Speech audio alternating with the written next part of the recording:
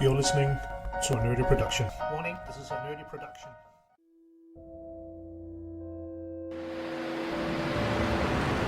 Welcome to the GM Workshop. My name is Jacob.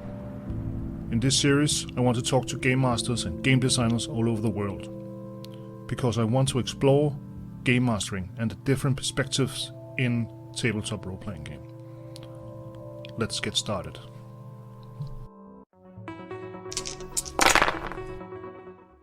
Welcome to this very special episode. We are speaking to Dr. Evan Torrance, writer and game master, of course, and game designer. And he will enlighten us in the perspective around capitalism and social aspects in role-playing games as a whole. And we base this talk on an article I will put in the show notes, which are called Dungeons & Dragons is a Case Study in How Capitalism Kills Art by Leonard Pierce. But first, as always, I want to introduce my guest, and from the States, Evan Torrance, Dr. Evan Torrance, sorry. Where did you come from role-playing wise? Yeah, so I'm Dr. Evan Torner. I am an American. I've been role-playing and game mastering role-playing games for 30 years now this year. And probably between various conventions and other even international contexts, probably since the late 1990s.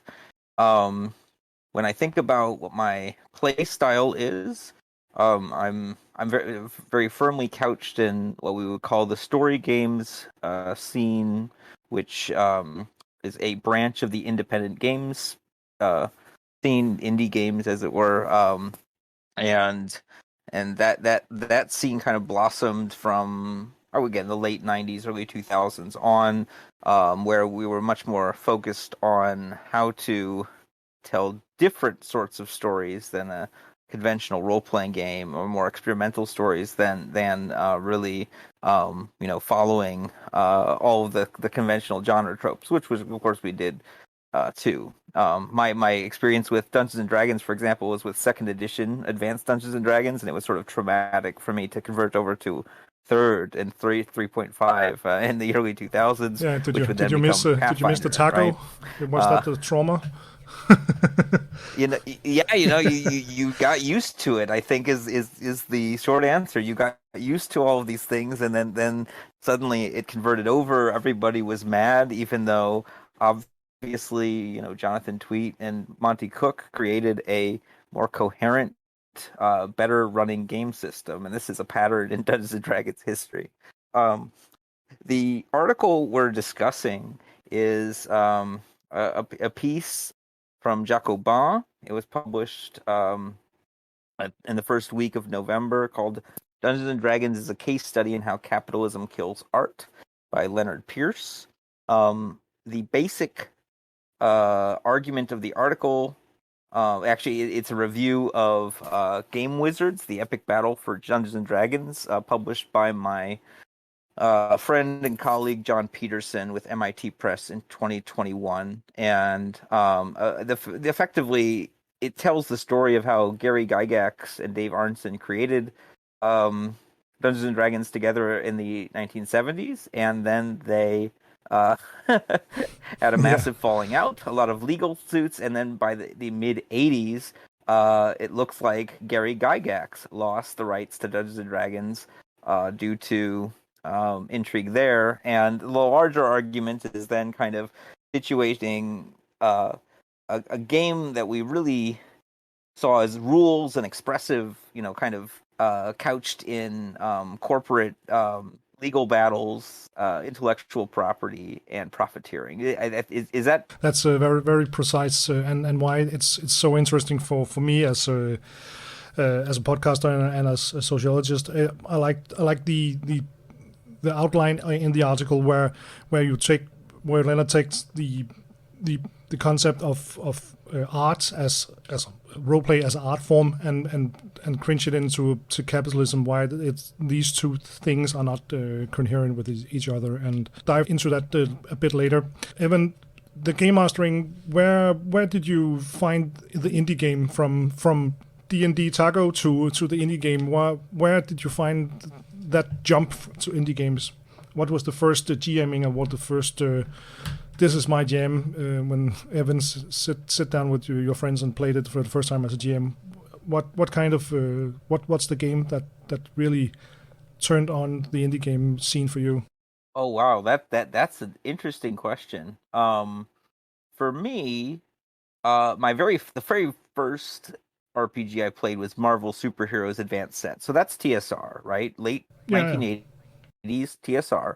And I didn't play Dungeons and Dragons until maybe the fourth or fifth role-playing game that I played. I played other role-playing games up until that point, especially West End games, Star Wars, and the Middle Earth role playing system, MERPS, right? that was a popular one. So I was very familiar with TSR products, and of course I associated that with the whole hobby of role playing. By the mid '90s, though, there was White Wolf, there was Palladium. There were a number of other companies that caught my attention, and I began to think, there are different systems and different ways of viewing role playing games.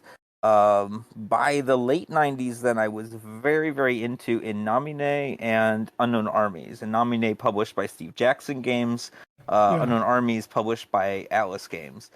In Nomine, of course, is a republish of a French RPG by Croc. That was very much a satirical take on angels and demons. And there's not a lot of stats. I mean, there's some, but you could really, draw up an angel or a demon in 5 minutes. And interested in the role play, right? In kind of framing this, urban fiction that had heaven and hell in the stakes. And we remember the end of the 90s well with all these movies that were coming out, like Dogma. And, yeah, exactly.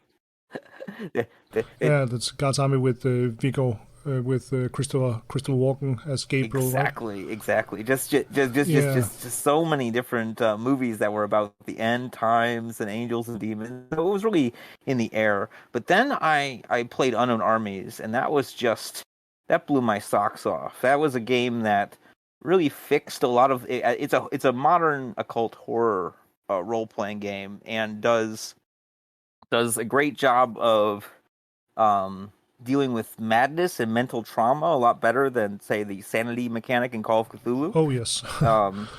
And in fixing that, much more respectful. Yes. Suddenly you were able to really, I think, delve into the psychological issues of these characters and realize that, as you were engaging with the occult, the more you tried to bend the world to your will, the more that you yourself were bent into something that was not particularly nice.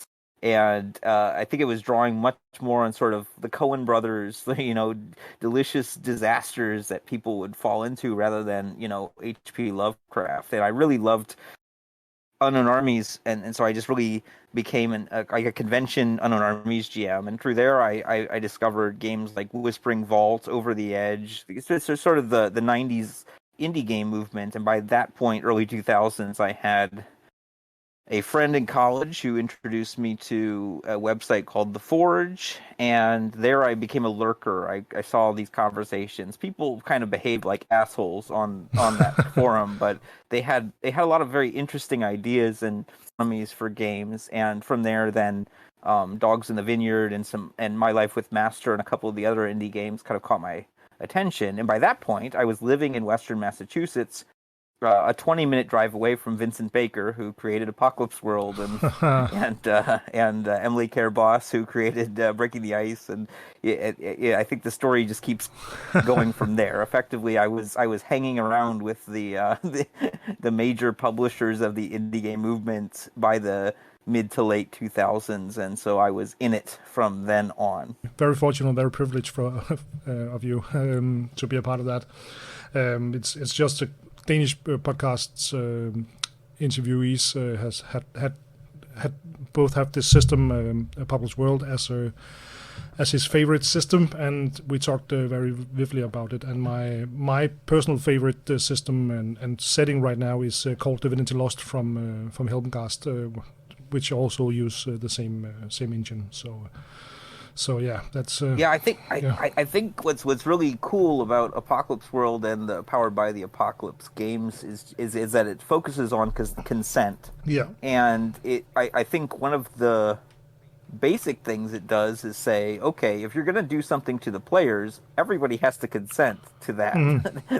And that's what the moves do, right? The moves are like little mini contracts that say, okay, we all agree that this will happen as the outcome of the Yeah. dice. And that I think clarifies the role of the game master or MC in Apocalypse World, and also clarifies the outcomes of the players. And that yeah, I mean that it's kind of it's Meg Baker is a sex educator, and it's built on sexual consent effectively, which then makes conventional Dungeons and Dragons look like a BDSM kind of Oh yes. arrangement. You have a very strong Dami game master and players who like to be subs, Yeah, and that's fine. Actually, that's a perfectly fine arrangement for sure. for many groups.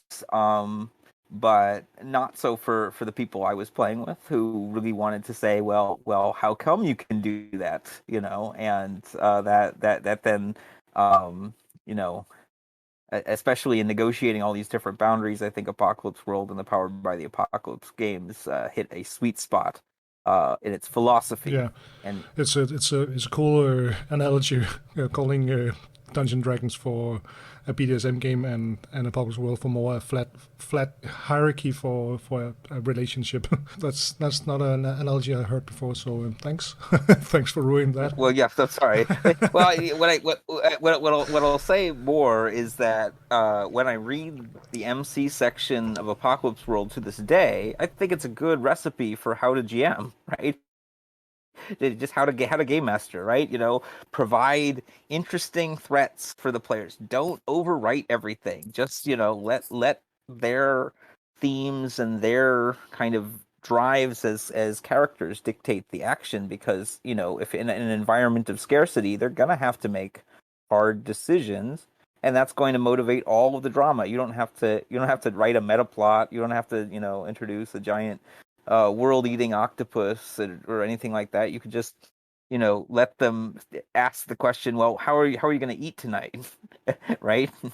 So The games where we can use our time and effort to create a great antagonist, or described as great NPCs, to with depth and understanding about the world, and try to let the players interact with those instead of take time on what the system does, and what as you said, a meta plot or something like that. Use your time, not using your time as a GM as on a meta plot or anything else that will ruin the fun for the other players, right? So Apocalypse World was your first big love in the indie scene, where the narrative connected with the system. Apocalypse World was certainly a turning point, because it was a turning point for all of us. I mean, Yeah, for all sure. of these design schools like Monster Hearts and some other, Sagas of the Icelanders, Monster of the Week. These all like cropped up in the forum within like several months after publication, and right, Yeah. really very fast. Everyone saw that this thing is immediately hackable. The game that I tend to run from the early days of indie is actually Inspectors, which has PBTA design in it, right before PBTA. Inspectors is a game where you're playing low rent Ghostbuster types. You're in a Ghostbuster reality show, in fact, in order to help Nice. pay the bills. And so there's a camera team wandering Yeah. around while kind of like what we do in the Shadows style, have like very embarrassing hijinks trying to capture ghosts. Um, there were two very cool aspects to this game. Again, it was actually by Jared Sorensen, same last name, Yeah. and Great and name. and and one cool aspect about it is that you had a little meta token where you could spend it, and then suddenly it would cut away to you sitting in a chair, and like in a black box sort of scene where you say, oh, okay, well, what I really didn't expect was that the hand grenade I had brought along would come in handy, right? And your character didn't have a hand grenade before that moment, but now you did, right? You retroactively, through the little interview bit from reality television, insert certain facts into the game. That was one cool thing. And the other thing was simply the dice mechanism, which I think Apocalypse World more or less, jumps off of. You roll, and try to get either a full success in which you get everything you want, a partial success in which then it's negotiated. You have a mostly good thing that happens, but someone else narrates the kind of bad thing that happens, and then a total failure, which is then when the game master really takes over and bludgeons you with your roll. Evan, you told me that you know Denmark since the 2010, you said? Yeah, 2010 was my first festival. Festival. Yeah. How did you find a little convention in Denmark? Well, I was on a Fulbright in Berlin studying East German cinema, and my partner and I were contacted by Julia Ellingbo, who was a friend of ours from Western Massachusetts, and she said, "Hey, I'll be a guest of honor at festival in Denmark while you're in Germany, so maybe we should meet up there."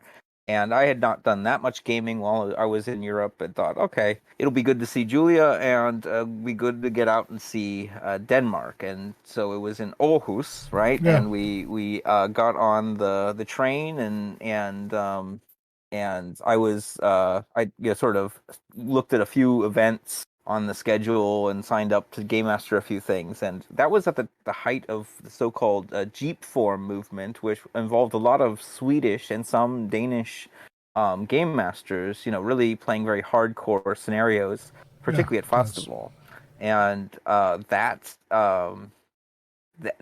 hit while we were there. So all of a sudden, I think Previous Occupants was in competition that year, and Reisan, The Journey by Fredrik Axelsson. So a lot of very intense scenarios, and it just blew me away that there was a convention out there that was doing this kind of amazing experimental role play, and that also the Danes who were going there were very used to a very high level of art role play. So I would run or play in a fairly, I would think, was a serviceable scenario, and they would just brutalize it in the feedback. They would say it would seem like they were having a great time, and they would just be like, "This is a mediocre piece of crap," right? And I'm like, okay.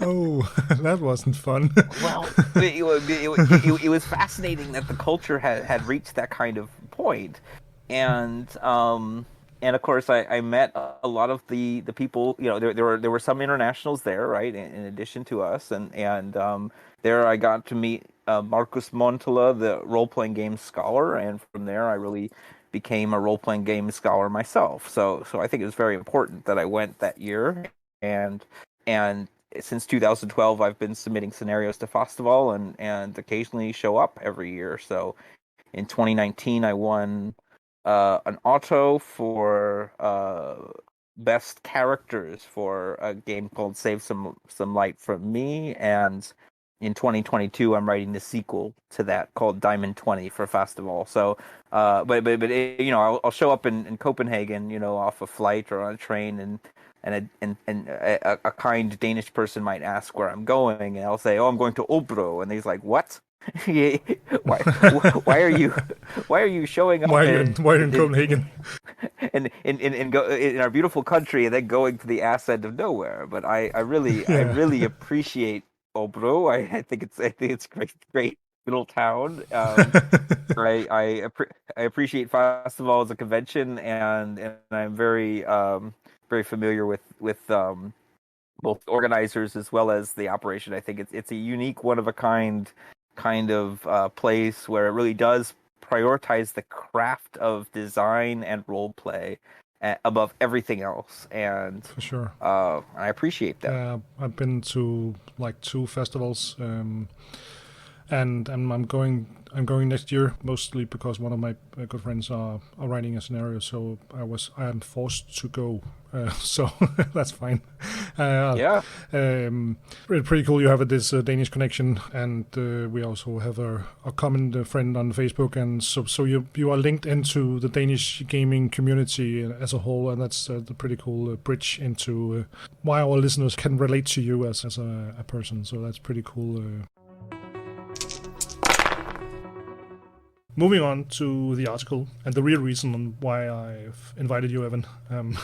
This is because I read this article you posted in one of the Facebook groups I'm in and you are in. And the article is called "The Case Study in How Capitalism Kills Art," and it's written by Leonard Pierce, one of your co-workers. It hooked me into a thought that had been there since 5e and the Matt Mercer effect started. And that was the conflict between the hobby as an art form and the hobby as a company. Well, certainly. I think Dungeons and Dragons is in the DNA of role playing as an entertainment industry, and I should say that role play is super ancient as an activity, right? Where we inhabit roles, and when we inhabit roles and play together, right? That it's older than theater. It's older than most other sort of play practices. Just playing pretend.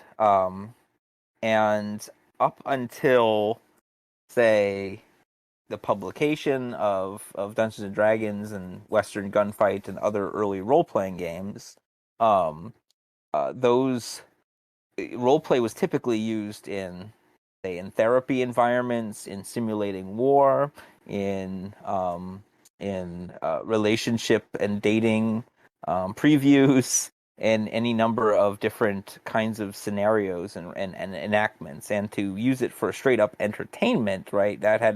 It took a specific kind of merger between both the wargaming community and the science fiction and fantasy community, which is in John Peterson's other recent book called The Elusive Shift, where he really documents the merger of those two communities, the science fiction and fantasy fandom and the wargaming fandom, because they were very separate in the early 70s. And what that means, of course, is these are grassroots communities who developed an entertainment form out of maybe something that shouldn't have been an entertainment form, but now is, right? And of course, wargaming came out of war simulation, out of advanced forms of chess that then were going to maybe help Prussian generals in the 19th century win battles. That happened, and then of course it was much more commercialized in the 20th century. And by the time Gary Gygax and Dave Arneson create Dungeons and Dragons, it's really based off of this kind of idea that you will have these little fantasy miniatures, and they will be going through pretty restricted kind of combat or fantasy scenarios. But it's all a folk hobby, right? You were just creating rules so that you could arbitrate those things. You were not creating a product and a product line. And of course, the 70s is right at that tipping point, and this happens with Star Wars, of course, where media franchises turn into transmedia, where you don't just invest in a single product or a single film, you invest in a whole story world with connected comics, toys, and so on and so forth. Dungeons and Dragons was, of course, part of that trend in the 80s with an animated series, connected miniature lines, and increasingly high quality kind of publishing, of splat books and whatnot. But the tension is, of course, that as opposed to computer games, which I think have a much more rigid structure based on the fact that it's a program. The program is the game master, and there you have it. We're dealing with a form of oral storytelling and oral play that or also with miniatures play, and that of course is all very that form of play, that form of storytelling is not commercial, and it's not even commercially viable. You have to make it into a product in various ways. You have to sell the T-shirt, you have to sell the book, you have to sell the services, right? Professional game mastering services, in order for it to really become a product. And at that point in time, you have to stare really seriously at what capitalism does to something. Vincent Baker has a statement that tabletop RPGs are not exceptional in any way, and to some degree they're just another medium, and we're trying to understand that medium. We're good at that medium, but they're just another medium, which means that you you're seeing now RPGs going the direction of comics. If you think about comics, they were for kids in the 60s and 70s. They usually the comics, you know, authorities at DC and Marvel really didn't care what was going on these pieces of yellow paper. They just wanted to sell the yellow paper. So whatever pieces of print on the yellow paper were selling them, that was a good thing. And by the time you get to the late 70s, early 80s, you have figures like Len Wein who are much more interested in world building, of saying, oh, something happened in the issue, in 1973 issue that now we'll come back and do. Chris Claremont with the X-Men is very important on this story, right? Where for about 20 years, Chris Claremont brings the X-Men, who are this kind of B-grade superhero team from the 70s, into just a fantastic story universe where we now know of Wolverine's Weapon X background, and suddenly Wolverine is now in a love triangle with Jean Grey and Cyclops, and all of this kind of long-term continuity that was all built up. But look at comic and movies, right? Yeah, movies, yeah, especially movies, right? As like the Marvel franchise and the Disney franchises, it's huge, and it's the same monster as Hasbro is in role playing game in context of that. And why is it that the anti DnD scene are so afraid of the DnD structure? Can you verbalize some of these problem in these two? Against these two fractions? Well, yeah, saying I come from the indie scene, we have a couple of kind of larger beefs with Dungeons and Dragons, but I mean to some degree, a lot of my friends and colleagues, have done various work for Wizards of the Coast. I think it's fine. I think whatever we say or do, Dungeons and Dragons will continue to sell and continue to have a community. So it's fine. And actually, I'll play D&D if someone's offering. So this is also fine. I guess I see it on two different levels. One being the sheer corporate power of Hasbro owned Wizards of the Coast. They can spend millions to build platforms for artwork, for marketing, and so they can very easily shake up everything, with a particular product or with a particular move. And none of us in the RPG industry operate remotely at that scale. We don't really have lawyers. We don't really have, that printing capacity. We don't have the slickness that is now associated with Dungeons and Dragons, which, if you recall from the 70s and 80s, it was not slick. No, it wasn't. It was very, very homegrown. Very it crude. Felt very, very crude. Yes. So we don't have that kind of power, and we also know the kind of devil's bargains required to get that kind of power. The second is more or less established design patterns that come over time through Dungeons and Dragons.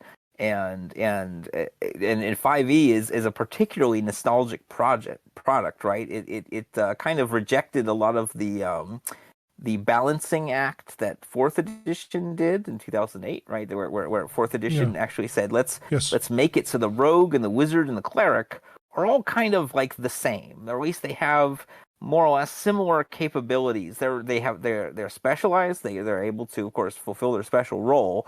But we give the player the ability to have really full agency in combat with each of these characters. 5e doubles back on that and says, no. Let's go back to the relations in the old school days, where if you're a rogue, you now have this really narrow path, and that's the one you're walking, and that's fine because what you're doing is playing D&D, right? You're not playing any game, you're playing D&D, and what that does is really locks in. Yeah. It locks in a certain relationship with the corporation, because now the only way you can know, for example, what your options as a ranger are for your fighting style at second level is to look it up in the book, right? Right, so it means you need to own the book. You really need to spend what would be $150 American to buy the 3 core books if you're serious about quote unquote owning the game. And then if you're playing on Roll20 or some other platform, you're spending another several $100s for all of the books in that form with full features. So the problem lies in the fact that the design makes you somewhat codependent with the company, and of course you can break off and do your own thing, and you can even design things for the DM's Guild, which again is also tied into their corporate structure. But in end effect, you're doing a lot of advertising and service within a larger cultural context, right through um, the oral storytelling tradition of role playing that's actually then being privatized. That's quite connected with finance capital in this case. Isn't it okay that 5e is where the starting point for this player, this new player, like a 12-year-old Evan started in the local shop? Isn't that okay that we will start with 5e and then branch out from there? Or are you afraid that? Absolutely, yeah. I think 5e it's like Tinder for the imagination. I mean, look at just the artwork on the cover of the books, right? You think on the cover of the player's handbook you have a elf confronting a frost giant, and it's such a dynamic piece of artwork. And and then when you open the book, there's all this color art that kind of said, okay, you could be like this character or this character or this character, and in a way, 5e simplifies that design so that you could say, okay, I'm going to create a rogue, or I'm going to create a cleric, or I'm going to create a fighter. There's a very clear structure for you to enter in. So if I'm a 12-year-old, I can suddenly say, this game is going to help me fulfill some fantasies, and it's going to place some certain expectations on me and my friends, and those expectations are fairly clear, and I will abide by them. It gets a little murky when it comes to the actual act of dungeon mastering and the actual act of role play, but if you again engage with a larger D&D 5e universe, you will find lots of products that emphasize the collaborative role of the collaborative nature of role playing, and the and the fact that you are all fantasizing together, and that then you together will decide what is or isn't going to be at your table, and that is just absolute creative fuel, right? And it's wonderful that so many people are able to use these products to enter into a hobby that we love so much. Yeah, that's it's a great point to give the 5e a chance. Do you view 5e or and Hasbro, because Hasbro is not only Dungeons and Dragons, as TSR only was almost only role playing back in the days where it was a much smaller company. It wasn't very successful. It was so bad driven that Wizards of the Coast ate it in the 90s, right? Are you afraid that Hasbro has that much capacity to restrain the 12-year-old Evan in Dungeons and Dragons forever, and that the 5e is such a strong construct that the indie games wouldn't have found the way to Evan if you were the new player today? This is difficult to say because it was a different environment back in the day, and I would say again we sort of moved from a club to a company, as the article said, but that happened already in the 70s and 80s. What happened beyond was I think TSR ran into money troubles, was bought by Wizards of the Coast, and then Wizards of the Coast was bought by Hasbro. And at that point, Magic the Gathering and Dungeons and Dragons just became two other items in Hasbro's fairly large multinational corporation portfolio. And they were product lines that actually were not, I mean, I would say Magic was invested in, clearly, but Dungeons and Dragons wasn't. They really didn't put the full weight of their power and their marketing behind Dungeons and Dragons the way they could have.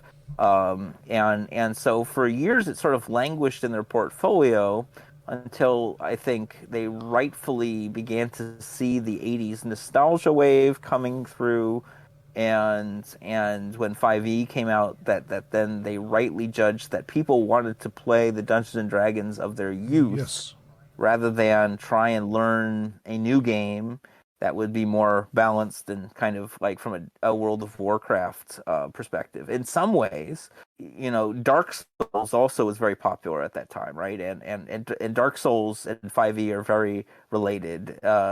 Where in Dark Souls you're going to have to use every ounce of your player wits to survive a scenario that is utterly stacked against you, but that's okay because that's the thrill of the experience.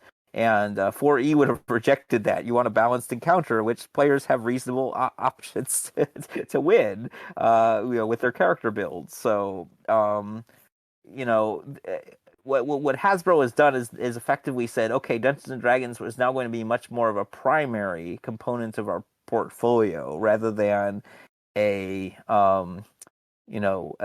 languishing product line, and that's a good thing, right? For millions of us who are connected with that game, and it also signifies that there's going to be more corporate interest in that, which again, when you're looking at a culture that's very much built through word of mouth, through in-person and online conventions, through again relationships with other people. If the corporation keeps inserting itself into that relationship, as with our social media, that's going to have profound consequences, and I don't think that those are always good things.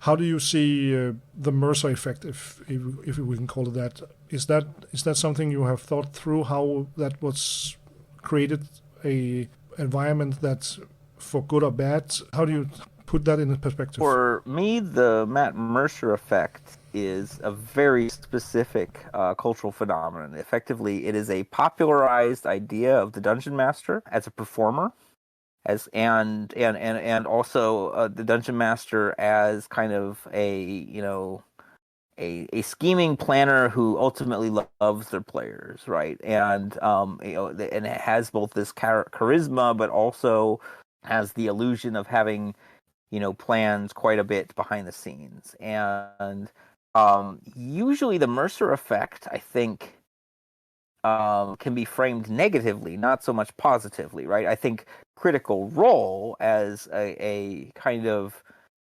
intoxicating combo of like actually trained actors, right, who can perform, along with their clear love for each other and a clear love for what they're doing, and this kind of camaraderie where you can engage in parasocial relations. You can feel like you too are part of this group, right? But the Mercer effect I see as negative because mostly people were saying, well, I'm a dungeon master at home, and I do the silly voices, and I do the and I try to frame some interesting situations, but I'm not Matt Mercer, right? I can't live up to that model, which is of course the opposite of what Matt Mercer would want. But I see the Mercer effect actually as people saying, oh, this is the specific idea of what the Dungeon Master is. I can't do that, but the corresponding positive side of that is, oh, now there's way more people interested in the hobby, so they'll put up with me and my not so goodness anyway. Yeah, it's like Matt Mercer is some sort of gatekeeper for the ability to dare jump in the GM lake and swim with your players. It's pretty hard to live up to the expectation of voice acting, and one of the points in the article also this commercialization, the capitalist function in the Hasbro business model around 5e is the minis and the terrain and all the accessories, not only dices and books, GM screen, but now you have to have houses, small house terrains and Warhammer terrain, actually minis for all your encounters throughout the story. Do you see how we can fight this or make it easier for new players to adapt to this gatekeeping aspect? I think I think everything you pointed out is extremely important because it has to do with kind of the illusion of Critical Role and other very popular role playing game podcasts. It just seems like Mercer happens to have these minis here and happens to have this setup and has this high key lighting, and we kind of model ourselves off of that when in fact he has a whole team there, right? The Critical Role has a full team that is doing the production, and so it's like comparing your basement operation to a full game show worth of technical qualities, and but nevertheless we do it because that's how celebrity culture works. We compare ourselves unfairly to images that are in behind the scenes propped up by any number of products and support that we don't have.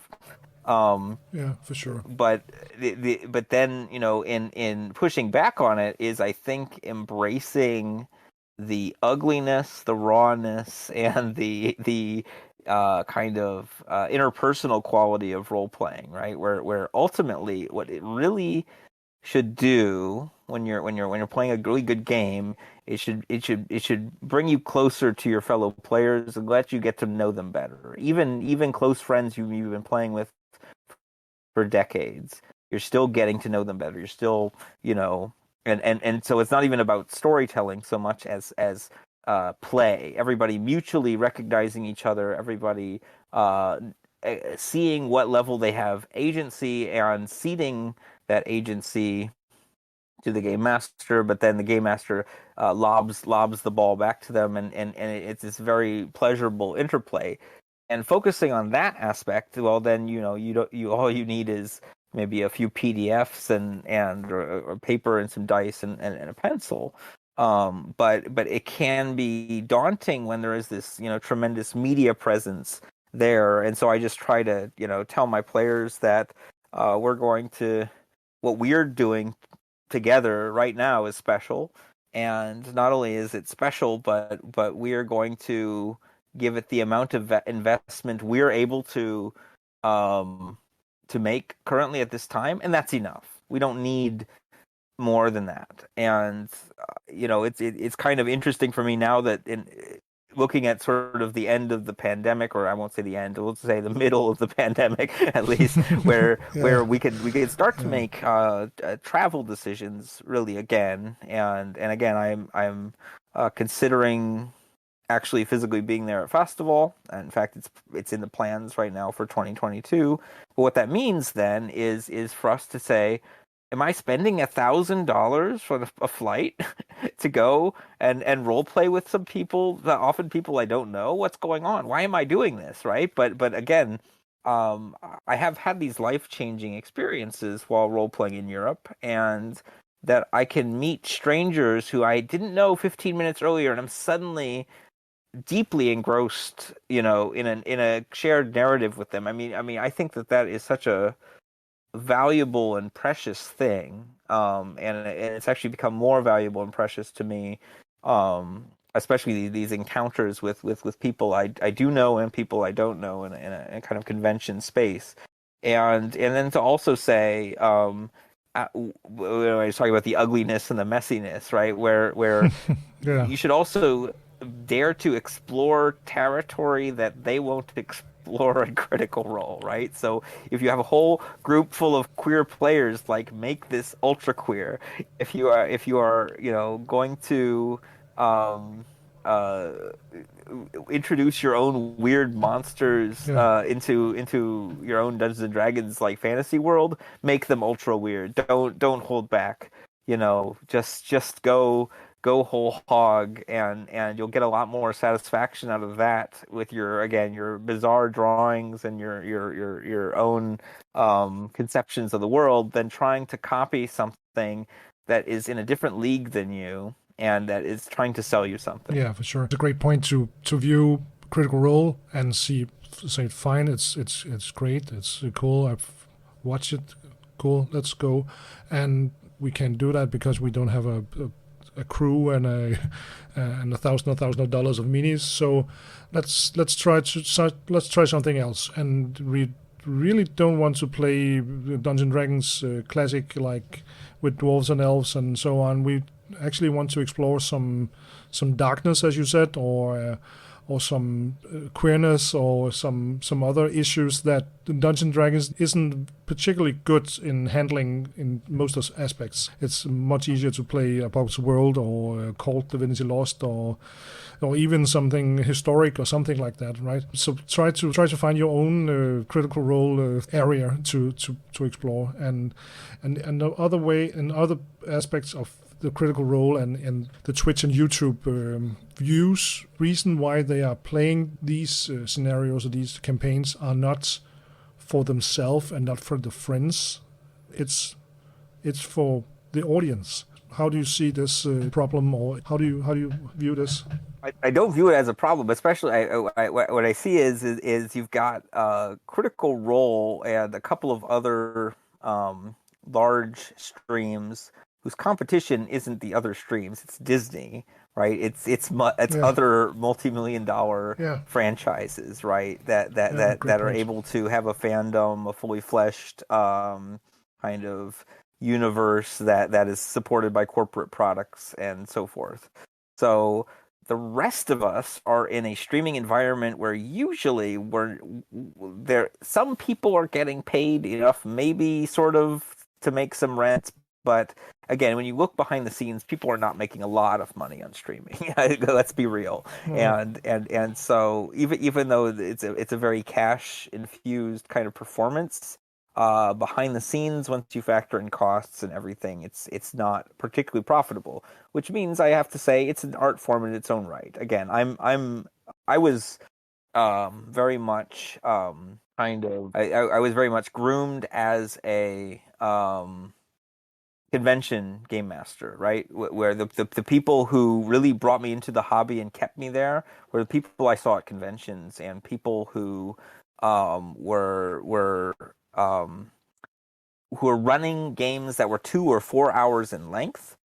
That I moved around enough and had an uncertain enough schedule that I was never able to get a campaign really that would last longer than 2 years or so, which always meant that what I would double down on is how to run a very good 4-hour session, and I realized that campaign running role-playing games is a different art form than my art form, which is how do I get these people whom I don't know all on the same page very quickly and then deliver a series of scenes that are going to make them make satisfying choices that are also going to let them highlight how cool their characters are or how fragile their characters are or how bad their characters are, and then to come to some sort of ending that people feel like it's an ending, right? Rather than time's over, let's and it's important to think, people have paid to be here. People have paid hundreds of dollars to be in this space. People are paying even for the tickets to sit down at this table. And at that point in time, then you're a certain type of entertainer, but not for an audience. You're an entertainer for those 5 or 6 people who show up. So that's my milieu. And what I basically say is the streamers have a different milieu, and that is an equal and other sort of milieu that it also has its own commercial environment. They are definitely performing for others. They're not going to be as experimental. They're especially if it's live streaming versus pre-recorded streaming. Live streaming just seems incredibly stressful to me. I can't even imagine doing that. So I think that the pre-recorded streams are even different art form than the live, because live you really have to deal with technical issues. You have to manage the chat and some other aspects to it. So I just think these are evolving frontiers or even borders and boundaries of the medium of role playing. That's a good thing that we have different forms, and if they're more sort of audience centered, there is an audience for it, and what I'm really concerned about is the kind of diversity of stories that get told, that it isn't just sort of the same old kind of fantasy folks, but rather people are able to run a wide variety of games on streams, and people from all different backgrounds and all over the world can be on streams, and that's not the case right now. It's getting better, but it's not the case, and that would greater diversity as well as greater diversity of games on display is really what I desire. I think it's a great point with diversity and the game choices on these popular streams. The Twitch, YouTube aspects of our hobby, because as you said, it's not role playing, it's acting, or at least free acting in an art form that it's not role playing. As you and me, even Evan, like to create with players. Is that fair to sum it up? I think that is fair. We basically have several different tiers where one is your sort of private game, which of course has pressure from these public games, right? If people are watching these streams, they have now expectations, but then you have your low budget streams, which again are definitely appealing to their audience members, and they have to sort of perform and behave differently. And they'll even tell you that they're behaving differently than they would in their home games, but they're not at that corporate scale that we project on them, and that then when you look at the big corporate big names that in some ways, I'm certain that if we were able to look behind the scenes of some of that, it would not seem recognizable as the role playing hobby that we're used to, and No. so I definitely think yes, that's accurate. We're dealing with performance for others versus performance for the people we know around the table who are ultimately the final audience of this work. Yeah, for sure. It's a great point to sum it up like. Cool, Evan. Let's try to move on to our next segment, where you have brought on a system or setting you want to talk short about. I don't know which setting, so surprise me. I hope I can add in some questions, but let's try to freestyle it. From one I would like to promote would be Itresby, the Norwegian surrealist role-playing game by Ole Peter Gjever and Martin Bull Gudmundsen. It was published in, I think, 2011 or 2012. It has gorgeous artwork, and effectively, this is a game that probably doesn't introduce any rules for the first 80 pages. It's just setting. Itra's city, right? Itresby is a surrealist city. It can't really exist in some ways, and it was created by this dreaming god Itra, who's created it, and so that means that weird stuff happens in the city, but it's also filled with normal inhabitants to whom that weird stuff happens. So the system is just, it's like 3 rules. Basically, you have your characters. Your characters have what we call intrigue magnets, where certain types of weirdness gravitates to them, right? Or they have a certain type of plot line that will involve them in some risks somehow. From the bureaucrat to the adventurer to the lawyer, they'll all encounter something weird, and that will kind of be their trigger for an adventure. And then there are 2 different decks of cards. One is a resolution card deck, which just is sort of basic improv phrases like yes and, or yes but, or no and, those basically when you reach a point where you need to resolve a task or something that's in dispute, that you just draw a card, and then it says no but, and says, okay, you're not going to get it, but maybe there's some small bit of the picture that goes your way. So very simple task resolution. It's coupled with a different other deck, which is a deck of surrealist interventions, and you're able to really draw from that deck once per session per player, and that allows you to suddenly introduce a double figure, or suddenly you're going to rewind the scene and play it backwards. It has all this kind of crazy stuff that makes sense in the setting, but also gives a kind of playful undercurrent to everything that's going on, where you could be dealing with some very serious issues, but then suddenly someone plays this card and you're dealing with a very odd role-playing setting. Maybe everyone loses their voices and they have to mime the rest of their feelings for the rest of the scene. It just just very oddball stuff, but forces you to be creative and forces you to be very interpersonal at the table, while also still feeling very much like a kind of 1920s surrealist um, piece, which again is not the kind of period that's often covered in role playing games. So again, I would say that this is a very rules Yeah, for sure. light system. No, It is not seems crunchy like at that. all.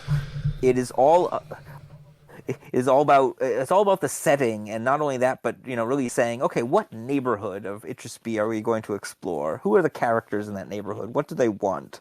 And building a game out from there, sort of like from basic world building and dramatic principles, rather than saying, well, there is a fifth level dwarf who is in charge of this section of the city, and you need to take his MacGuffin ring so that we can move on to the next dungeon or something like that. And this isn't to mock that style. I'm fine with beating up the fifth level dwarf and taking the ring. But if I want to kind of revel in all of the different techniques and meta techniques that make role playing fun for me, Itrisby lets me do that. It seems like a very rules light and a very impro game. I don't know the game. I haven't played it yet. I think it's also important to keep in mind that, okay, we've got this Dungeons and Dragons and parallel streaming stuff that we're talking about the whole time, and parallel, we've got, as you say, it came from Beneath the Sea was published last year, right? So we have this whole wave of very, very good independent content coming out right now, and it's hard to see it because it doesn't have marketing, but it's very, like we are in a golden age of RPG production that to some degree doesn't have that kind of marketing budget, and so you just have to immerse yourself in what's there. It's incredible what's available now. The availabilities are vast, but often overshadowed by the big one as Hasbro as the greatest of them all. Still, like Chaosium and so on are still so huge that these small niche games are difficult to stand tall to be picked by new players, or at least experienced players. I know a lot about role playing games and checked, and I have never heard of this game. So in finding these pretty unknown systems and settings, right? The great about the setting, you said it like shortly. It's like a exploration. So as a game master, again, I have this focus on a neighborhood. I say, okay, let's pick a neighborhood. Do we want to do the harbor district? Do we want to do the arts district? Do we want to do the wealthy district? Right, there are different neighborhoods, and that's going to imply different class questions, different kind of stories that are being told, right, of different types of criminality and different types of characters you'll encounter, and then you kind of look at the book and say, okay, who are the people in this neighborhood? There's here's a street that doesn't exist, or it only exists on certain days of the week, and here is a character who's got a bowl for a head, and et cetera, et cetera. You sort of move through these smaller bits of fiction, and then in my preparation, I say, okay, as the players are creating their characters, they're highlighting what they're already interested in. So if someone says, okay, I'm going to create an adventure with a crossbow, well, what is the thing that they're going to shoot with that crossbow, right? Well, it's got to be, a stag or something like that, right? They're hunting game. Okay, if they're hunting game, how are they hunting game in a city? Do they go to the zoo and shoot at the animals? Right? What are they doing? That's fair. Right? That's fair. Well, it's a Grand Central Park, New York style. And rather than park. being a game master who says, "Oh, I'm going to shut that down and say you can't be an adventurer with a crossbow. It's not that kind of game," I say, "Well, of course it's that kind of game. Now you've made it that kind of game. So now there are What are the things that you've been shooting at? The pigeons. The pigeons have been building their own empire, and you are the only thing that's keeping back the pigeons. But the problem is that the pigeons are very secretive, and they are not. So no one understands that the pigeons are building an empire, but this adventurer. And now you've got a crazy person who's on a quest, who has a motive, and now I've got enough intrigue that I can lead them around a little bit by the nose and see what they do. see what disasters they get into with that crossbow.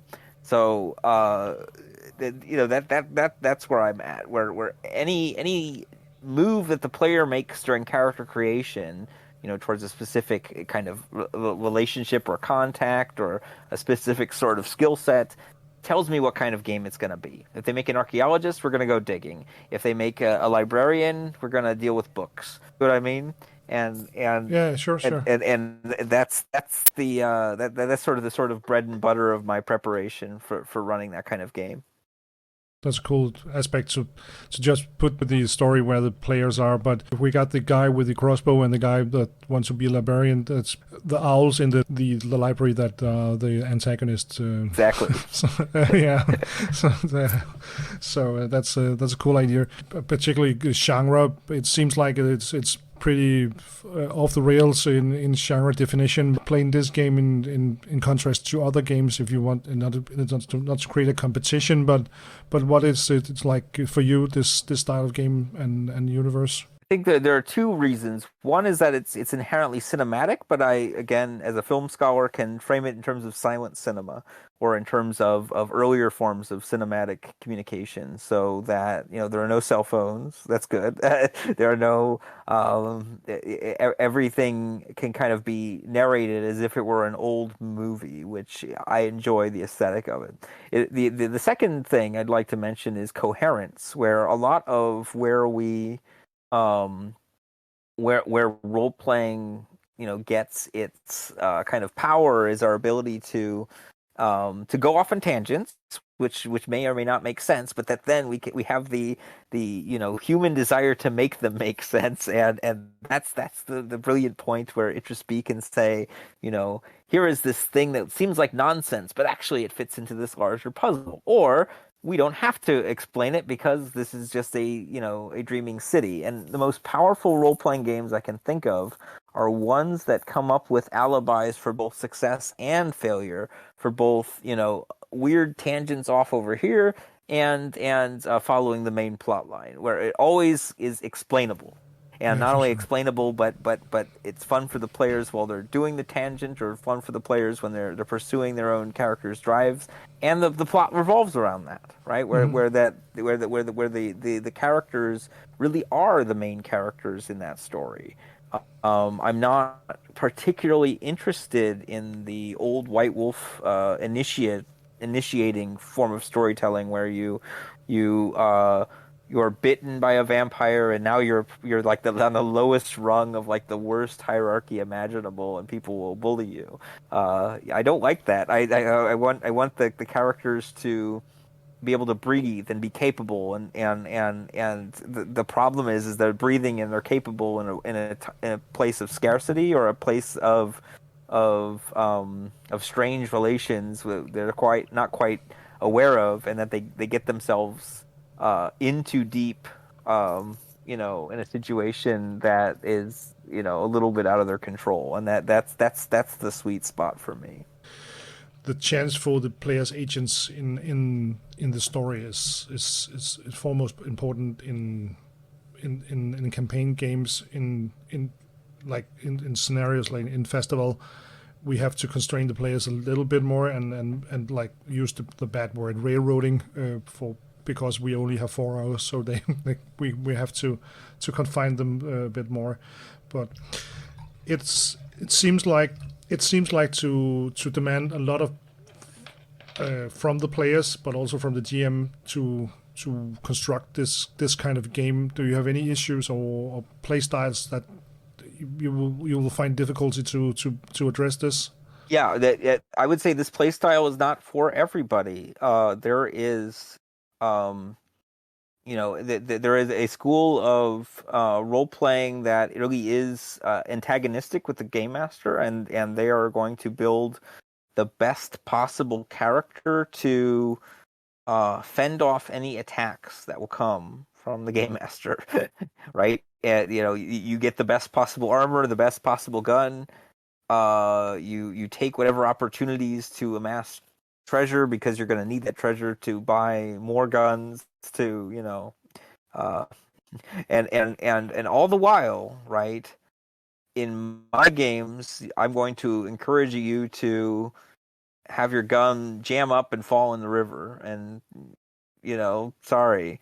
And if you as a player really care about that gun, I'm going to lead you on a wild goose chase that will eventually get to your gun, but you're going to have a lot of stuff going on in between. But the point being that I want to make an environment where people feel like they're safe to fail, and some people really do feel like they have to armor themselves up so that they can only experience success in a game, and that kind of player is not going to have as much fun at my table as a player who is willing to say, yeah, we're all kind of experiencing an emerging storyline that we're all collaboratively creating together, and that's going to involve our characters, seeing some success, obviously, to move things along, but they're also going to be ridiculous. They're going to be challenged. They're going to fail, and they're going to, we're going to learn things about each other as players and as characters through that. But I can't force a horse to drink from that water, right?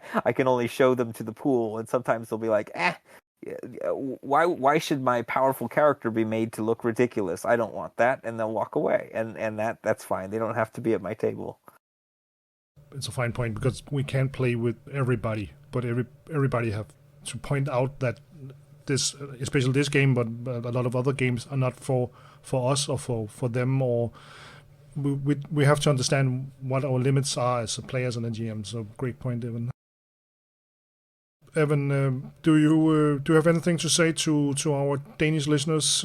I've always admired the festival role-playing scene, but also actually just the breadth of Danish role-playing. You have millions of Danish children doing role-playing games from when they're very young, and I've always looked on that with envy, where it is so normalized. So if you feel like you are able to play these games freely, choose whichever games you like, and play the characters you want to play, note that is a freedom that you have, and enjoy that freedom, and know that not everybody is able to partake in this hobby, and not everybody is has that kind of access, but that I really think the pervasiveness in Denmark of role playing as a hobby and as an activity is a great thing, and it's a national treasure.